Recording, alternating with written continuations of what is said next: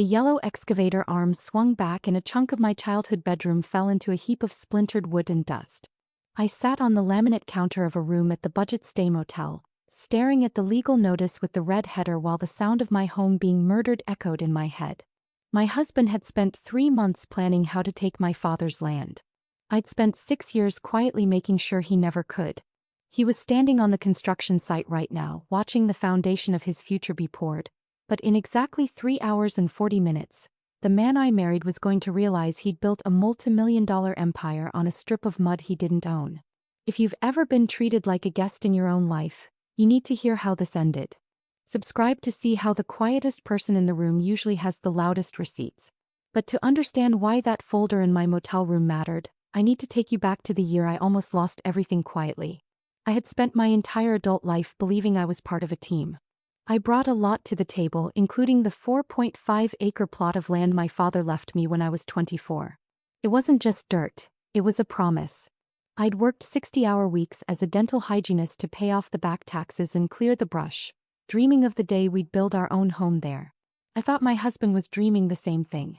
The man I married, I'll call him Mark, came from a family that spoke in terms of acquisitions and equity. His mother, the self-proclaimed queen of the local real estate market, never looked at me. She looked through me. To her, I was a temporary fixture, a girl from a quaint background who happened to hold a deed they needed. Mark started as a junior partner in her firm, but as the market slowed down, their entitlement grew. They didn't just want a house, they wanted a development. What Mark didn't realize was that I wasn't just a girl who cleaned teeth. I was the daughter of a man who didn't trust digital files. My dad taught me that if a document isn't physical, it isn't real. That's why I kept a fireproof floor safe hidden under the rug in our guest room. On our 3rd anniversary, we were walking the property line when I noticed the drainage ditch on the south border was overflowing. I told Mark we needed to call the county and verify the easement.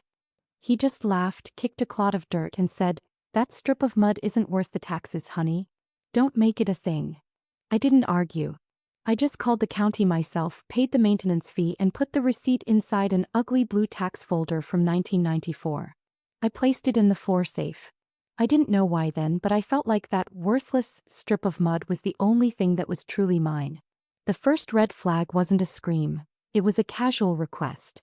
3 months ago, Mark came home after I'd waited 4 hours for him to show up for my birthday dinner. He smelled like expensive scotch and the Queen's perfume.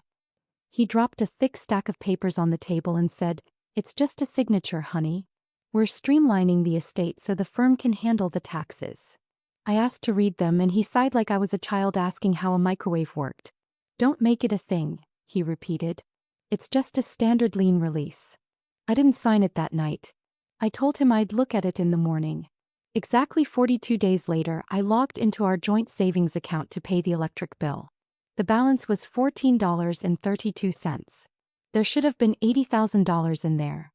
Money from my father's life insurance that was supposed to be our safety net. I called Mark 17 times before he answered. He didn't sound guilty. He sounded annoyed. "It's an investment in our future," he told me. "Don't be small-minded. You're lucky my family even lets you sit at this table." The final line was crossed when I pulled into our driveway and saw 2 men in neon vests hammering stakes into my garden. They weren't surveying for a renovation. They were marking the house for total demolition. Mark was standing on the porch with a clipboard, looking at my home like it was already a pile of rubble. He didn't even look at me when I got out of the car. He had used a power of attorney I'd signed 3 years ago for a simple car loan to transfer the house deed into his family's LLC. He looked me in the eye and said, "The house is gone. We needed the capital for the expansion. You'll move into the guest house at my mother's." The demolition started on a Tuesday. I stood by the road and watched the walls of my life come down. I didn't scream. I didn't even cry in front of him. Mark's mother sent me a text at 2:14 p.m. that said, "Finally, that eyesore is gone. Now we can make real money." The next morning, Mark served me with legal separation papers. He claimed the land was now a corporate asset, and since I'd technically signed the transfer, I had no claim to the 12-unit luxury complex they were calling the Heights. I checked into the budget stay motel with 1 suitcase and my fireproof floor safe.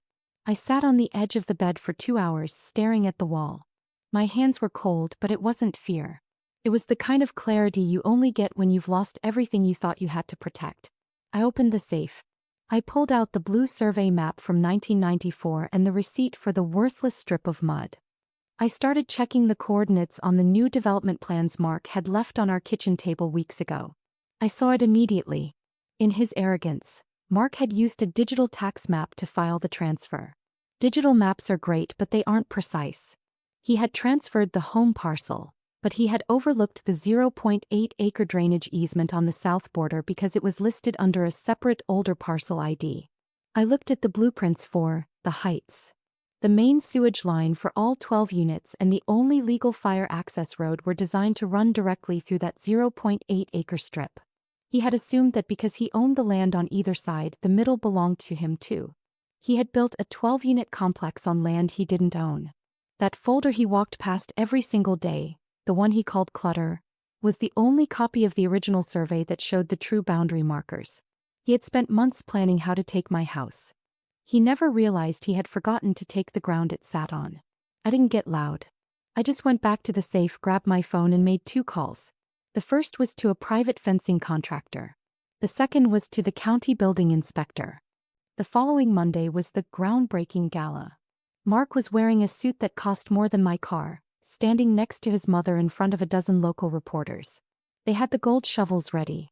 They were talking about revitalizing the neighborhood and how this project was the crown jewel of their firm. They had already poured the concrete foundation for the first 6 units. I waited until the Queen was mid-sentence, talking about her family's legacy of ownership, before I signaled my contractor. A massive flatbed truck roared onto the site, blocking the camera's view of the Queen. 4 men hopped out and began unloading rolls of 6-foot chain-link fence. Mark ran over, his face turning a deep, ugly purple. "What the hell are you doing?" he hissed, trying to keep his voice low for the press. "Get this garbage off my site." I walked up to him and handed him a laminated copy of the 1994 survey. "It's not your site, Mark," I said. My voice was quiet, but in the silence that followed the truck's engine cutting off, it carried. "You checked the deed for the house, but you never checked the survey markers for the easement." I pointed to the line of stakes my contractor was already driving into the dirt, directly through the center of their new foundation. "You have a permit for the north lot and the south lot. But this 0.8-acre strip in the middle? That's mine. And you don't have permission to be on it." The Queen marched over, her heels sinking into the mud. "Don't be ridiculous," she snapped. "We own this entire block." "Check the parcel IDs," I said. "You bought the house, but you didn't buy the drainage strip. That strip of mud you said wasn't worth the taxes? It's the only place your sewer line can connect to the city. And as of 10 minutes ago, the county building inspector is on his way to issue a stop work order because you're building a permanent structure on private property without an easement agreement." The look on Mark's face wasn't just anger. It was the sudden, crushing weight of realizing he had made a $2.4 million mistake. He looked at the foundation, then at the fence, then back at me. "We can settle this," he stammered. "We'll buy the strip from you." "I'm not selling," I said. "And I'm not signing a lien release. Not today and not in 42 days. The trap didn't just snap shut, it ground their entire lives to a halt. The building inspector arrived 40 minutes later. When he saw the survey and the fence, he didn't just stop the work. He declared the entire foundation a structural violation. Because the building crossed a property line, the entire permit was voided. But I wasn't done. Mark had told me that the house is gone because they needed capital. What he hadn't told his investors was that the $2.4 million construction loan was contingent on clear and unencumbered title to the entire project site. By 4 p.m. that afternoon, the bank's legal department had been notified of the property dispute. They froze the funding immediately. Remember when Mark laughed at me for keeping paper copies of everything? Those copies were already in my lawyer's hands by the time he said it. I had filed a formal injunction against the LLC, naming Mark and his mother personally for the fraudulent use of the power of attorney. The next few weeks were a domino effect of his own arrogance. Since the funding was frozen, Mark couldn't pay the contractors. The contractors filed 11 separate mechanics liens against the Queen's firm. The Heights project wasn't a crown jewel anymore. It was a 4.5-acre graveyard of half-poured concrete and debt. The social fallout was even better. The footage of the gold digger daughter-in-law fencing off the Queen's gala went viral locally. People who had been bullied by his mother for years started coming forward. It turns out, streamlining was just their word for stealing. The firm's reputation didn't just slide, it evaporated. Mark tried to call me 34 times in one weekend. He tried the "we're still family" angle. He tried the "this will ruin us both" angle. I didn't answer until the 35th call. "I'll give you a partnership," he pleaded. "We can finish the project together. You'll be a millionaire."